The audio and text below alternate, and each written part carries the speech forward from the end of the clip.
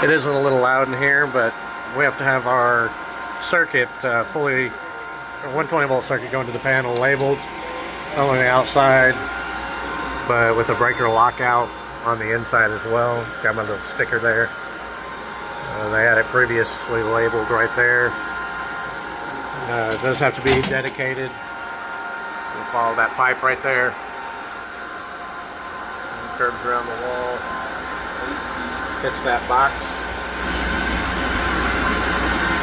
That little guy with the green light there, surge protector, needs 3 feet from the first panel.